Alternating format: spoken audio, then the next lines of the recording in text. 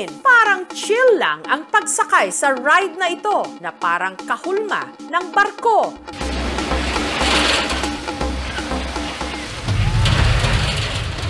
Pero kapag nagsimula na itong maglayag at inihele ka na sa ere, tsak, mapapatawag ka na raw sa lahat ng santo. Para po akong matatapon, para po nasusuka. Sumasakit yung ulo ko, tapos nahihilo ako. Ang tawag dito, Pirate Ship Ride, isa sa mga dinayo kamakailan sa isang peryahan sa Liloan, Southern Leyte.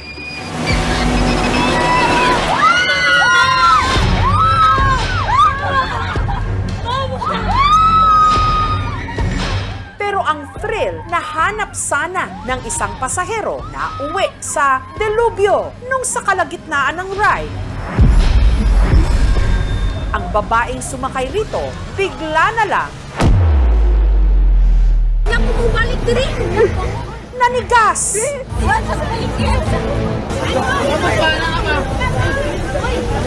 Sumay ng hagad! Wala na hijay malay, nanigas na, baka mamatay. Thrill na napunta sa chill, Sumay ng hagad! nagkagulo ang mga nasa perya sa Liloan sa Southern Leyte nung ibinaba sa isang ride ang babaeng wala ng malay at naninigas ang buong katawan.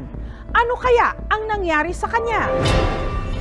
Ang operator dali-daling itinigil ang ride. Habang ang mga naka-standby na tanod, ni-rescue ang babaeng nawalan na pala ng malay. Yung babae po, naninigas na po eh. Hindi mabaluktot yung kamay at saka paa. Una namin ginawa, binuhat muna namin, papunta, pababa. Kinabahan kami kung ano mangyari sa kanya, baka mamatay. Ang biktima, nakilalang si Marie Chris, pangatlong anak ni Leonita. May bigla naman na tumawag, hinanghimatay daw si Marie Chris. Kwento ng isa sa mga kasama ni Marie Chris na si Ressa Jane. Excited pa raw sila nung gabing yon, lalo't first time daw nilang sasakay ng ride. Sabi po ni Marie Chris noon, dito na lang tayo kasi maganda din. Naisip namin na mahina lang talaga siya, pasway-sway lang. Uy na may guys. Upan.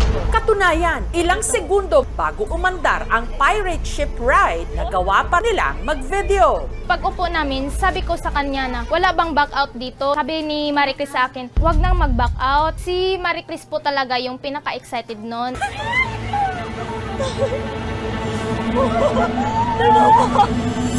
Bago umandar, si Ressa Jane napa-sign of the cross pa habang ang nararamdamang takot ng isa nilang kaibigan, idinaan na lang daw sa pagsigaw.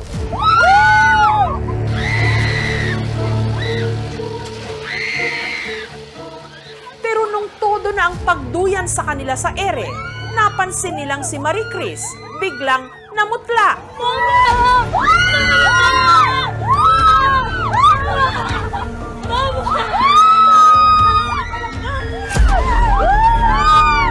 Yung nasa harapan namin, sumisigaw sila na, yung kaibigan nyo, nahimatay na. Paglingon ko, ayun, nahimatay na talaga siya. Pilit na ginigising si Marie Chris ng kanyang mga kasama. Pero hindi na raw talaga ito umiimik. Sabi ko po sa taga-bantay, Kuya, itigil nyo na po kasi may nahimatay na po. Yung nanay ni sir, nailing tawag na mo, dining dool, may dali dito. Yung katawan na talaga niya, mukha na talagang patay. Yung babae po, naninigas na po eh. Hindi mabaluktot yung kamay at saka paa. Sisigaw ng mga pasahero ba? Umakyat kami sa taas, doon sa Pirates. Si Marie Chris agad kinarga ni Vicente pababa para maisugod sa ospital. Sinakay namin sa patrol, pumunta kami sa ospital, doon namin dinala.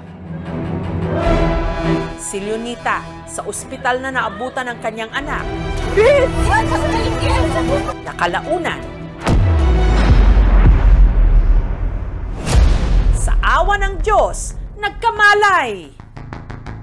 Most probably, nangyayari din yung tinatawag nating hyperventilation. Pag nag-hyperventilate yung tao, masyadong mabilis yung kanyang paghinga, babagsak yung carbon dioxide, ang isang resulta nun ay pwede magkaroon ng seizure at pagkahimatay. Worst case scenario, kapag hinimatay yung pasyente, accident na pwede siya mabagok, pwedeng ma-injury. May problema sa puso, baka atakihin sa puso, tumaas ang BP, baka ma-stroke. Kapag yung tao nakikita mo, parang masyado siyang humihinga ng mabilis, pwede mo rin bigyan ng supot o kaya ng paper bag. Itatakip yun doon sa bibig tsaka sa ilong para yung carbon dioxide na masyadong bumagsak, pwedeng tumaas ulit at mag-normalize.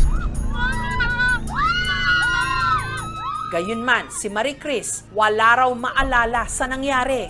Nag-blackout ko. Then after ato, wala na ako kabalo ug unsa nahitabo sa akong palibot. Kamangnon ako katong naay mga video. Dito ako nakamangno nga ingato din natabo na ako. Sa mga nag-post sa social media, gusto lang na akong i-clarify nga buhi ko. Noon pa man, madalas na daw talagang mag-collapse si Marie Chris. Nagsimula to nung high school. Katong pagtungtong ng college, mas ninglala pa. Nag-introduce yourself ko ato, then dito na kuyapan ko.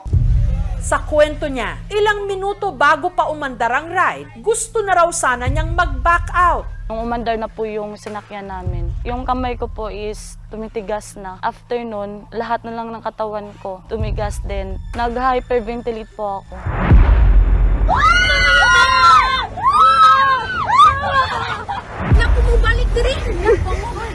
Pero huli na ang lahat. Naglisod ko ginhawa, ang ang palibot is blackout. Yung last ko po na naalala ay tinago ko po yung cellphone kasi nag-record po kami for reaction. Tinago po sa bulsa para hindi mahulog.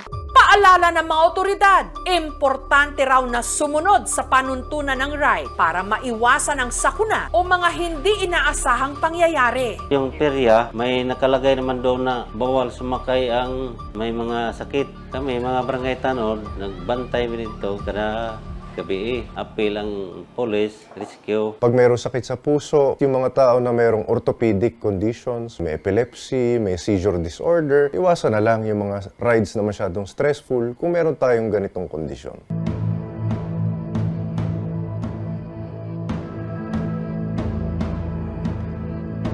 Kung merong ding naging kapabayaan yung sumasakay, hindi dineclare nitong sumakay na meron pala siyang ganung kondisyon, hindi naman natin pwedeng ituro or ipasagot yun doon sa operator ng perya. Wala na ko gi-expect nga ingato ang mahitabo. Maotong sukad atong na kuyapan ko, wala na jud kuning sakay pagbalik.